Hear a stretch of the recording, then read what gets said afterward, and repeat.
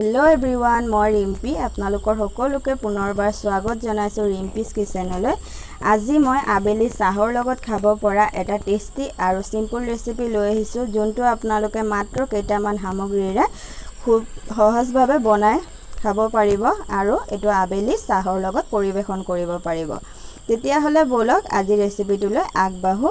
ইয়াত মই ডাঙৰ সাজা বাটি এটা লৈ লৈছো আৰু মই ইয়াত মেজাৰিং কাপৰ পৰিমাণত 1 কাপ ময়দা লৈ লৈছো, মানে চাহ খোৱা কাপৰ পৰিমাণত 2 কাপ ময়দা, সামান্য পৰিমাণত নিমখ আৰু 1 চামুচ পৰিমাণৰ ৰিফাইন তেল দি এখিনি মই হাতেৰে এবাৰ মিলাই লম। এখিনি হাতেৰে ভালদৰে মিলাই হোৱাৰ পিছত ইয়াত মই पानी दी लैसु। पानीটো একেবাৰে দি নিদিব, অলপ অলপকে পানী দি এটা ডো তৈয়াৰ কৰি লব। আমাৰ এই ডোটো বেছি টানো হ'ব নোৱাৰিব আৰু বেছি সফ্টো হ'ব নোৱাৰিব। এইদৰে মোৰ ডোটো তৈয়াৰ কৰা হৈ গল। এতিয়া মই ওপৰৰ পৰা ডোটো এইদৰে হাতেৰে মিলাই লৈছো। মিলাই এখিনি মই বাটিটোত ৰাখি 10 মিনিটৰ বাবে মই ৰাখি দিম। ইয়াত মই ওপৰৰ পৰা সামান্য ৰিফাইন তেল লগাই লৈছো। ৰিফাইন তেল লগাই এখিনি মই 10 মিনিটৰ বাবে ঢাকি থৈ দিছো। ভিতৰত আমাৰ ভৰাব কাৰণে ইয়াত মই আলু লৈ লৈছো, ডাঙৰ সাইজৰ এটা, সৰু আলু হলে দুটা লব আৰু এই দৰে ৰুকনি এটা লৈ মই ৰুকি লৈছো যাতে কোনো ধৰণৰ মোটা মোটা লাম্পছ নাথাকে।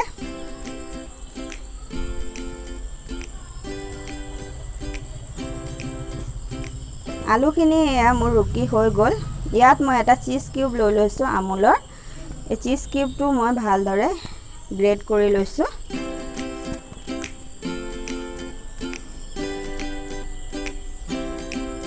চিজ কিউবটো আমাৰ গ্ৰেট কৰা হৈ গল। ইয়াত মই সৰু সৰুকে ধনিয়া পাত কাটি লৈছো আৰু কেঁচা জলকীয়া দুটা কাটি লৈছিলো, এইখিনিও মই ইয়াত দি লৈছো। লগতে পৰিমাণ হিচাপত নিমখ আৰু आधा চামুচ পৰিমাণৰ জিৰা পাউডাৰ আৰু आधा চামুচ পৰিমাণৰ ধনিয়া পাউডাৰ দি এখিনি হাতেৰে মই মিলাই লম।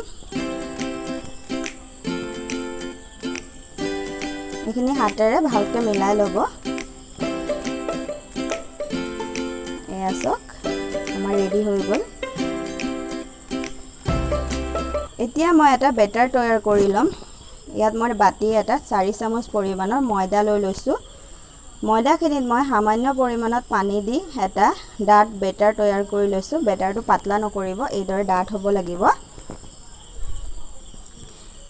আৰু ইয়াৰ পৰা মই 3 চামুচ পৰিমাণত এক্সট্ৰা প্লেট এখনত তুলি লৈছো। ইয়াত ডাঠ বেটাৰটো অলপ ৰাখিলেই হ'ল আৰু ইয়াত মই পানী মিহলাই এটা পাতলা বেটাৰ তৈয়াৰ কৰি লৈছো। মনত ৰাখিব বেটাৰটো দুটা পাৰ্টত ভাগ কৰি ল'ব। অলপ অলপকে পানী মিহলাই এইদৰে পাতলা বেটাৰ এটা তৈয়াৰ কৰি ল'ব। দেখিছে মোৰ বেটাৰটো কেনেকুৱা হৈছে।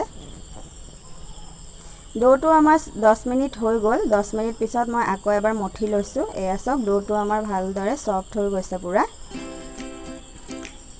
এটো মই 3টা পাৰ্টত ভাগ কৰি লৈছো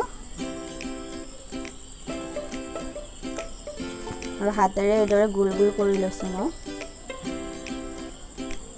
এতিয়া মই এইখিনি বেলি লম। তাৰ বাবে মই এইদৰে লৈ লৈছো এইটো আৰু ওপৰৰ পৰা মই অলপ অলপকে ময়দা ছটিয়াই লৈছো। ময়দা দি লব, নহলে তো লাগি লাগি ধৰিব বেলুতে। আৰু এইদৰে মই ডাঙৰ ৰুটি আকাৰত এইটো বেলি লম। তো পাতলা হ'ব লাগিব খুব আৰু অলপ ডাঙৰকে বেলিব এইটো। এইদৰে লাহে লাহে মই বেলি লৈছো। চক ইমান ডাঙৰ হৈছে এইটো। ৰুটিটো আমাৰ পুৰা বেলা হৈ গল। এয়া মই দেখাই দিছো কিমান পাতলা হৈছে। এতিয়া মই ইয়াত আলুৰ যিটো ফিলিং ৰেডি কৰি লৈছিলো মই, হেতু মই ইয়াত এইদৰে ওপৰত দি লম হাতেৰে। তো হেচি হেচি দি লব গুটেখিনিত মিলাই।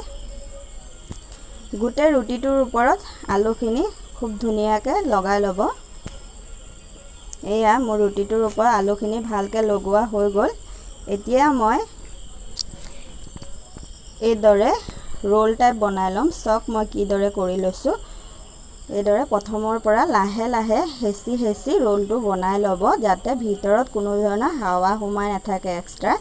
এইদৰে লাহে লাহেকৈ ৰোলটো বনাই হোৱাৰ পিছত যিটো মই ময়দাৰ অলপ ডাঠ বেটাৰ এটা বনাই লৈছিলোঁ, সেই বেটাৰটো এইদৰে লগাই ল'ব, যাতে আমাৰ ভাজোতে ৰোলটো খুলি নাযায়। তাৰ বাবে এইটো বেটাৰ আমি বনাই লৈছিলোঁ আৰু আঙুলিৰে মই এইদৰে বেটাৰটো লগাই লৈছোঁ। বেটাৰটো লগোৱাৰ পিছত এইদৰে মই আকৌ ৰোল কৰি দিছোঁ। এয়া চাওক, হাতেৰে এইদৰে ঘূৰাই ঘূৰাই কৰিলেই বেটাৰটো আমাৰ লাগি ধৰিব ময়দাটোত।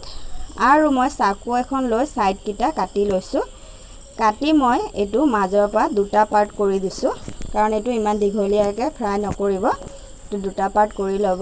দুটা পাৰ্ট কৰাৰ পিছত হাতেৰে মই আকৌ এইদৰে অলপ ৰোল ৰোল কৰি অলপ দীঘল দীঘল কৰি লৈছোঁ আৰু মুখখন এইদৰে বন্ধ কৰি ল'ব। গোটেইখিনি ৰোল বনাই হৈ গ'ল। গেছত মই এখন পেন বহুৱাই লৈছোঁ আৰু তাত মই ৰিফাইন তেল দি গৰমাই লৈছোঁ। আমাৰ যিটো পাতলাকৈ বেটাৰ এটা ৰেডি কৰি লৈছিলোঁ আমি, তাৰ বেটাৰটোৰ ভিতৰত ৰোলটো সুমুৱাই এইদৰে মই গেছ আমাৰ তেলত দি লৈছোঁ। এইদৰে ল' ফ্লেমত এইটো ফ্ৰাই কৰিব, নহ'লে ওপৰৰ পৰা ৰঙচুৱা হৈ যাব, ভিতৰত কেঁচা হৈ থাকিব। আৰু 5 মিনিট ফ্ৰাই কৰাৰ পিছত এইদৰে মই লুটিয়াই লুটিয়াই দিছোঁ এইখিনি। এয়া চাওক, এইখিনি মোৰ ফ্ৰাই কৰিবলৈ টোটেল 15 মিনিট সময় লাগিছে।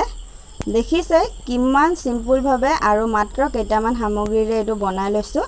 তো খাবলৈও বহুত টেষ্টি হয়। তেতিয়াহ'লে আপোনালোকৰ ৰেচিপিটো ভাল লাগিলে চেনেলটো ছাবস্ক্ৰাইব কৰিব, লাইক কৰিব, শ্বেয়াৰ কৰিব। ধন্যবাদ।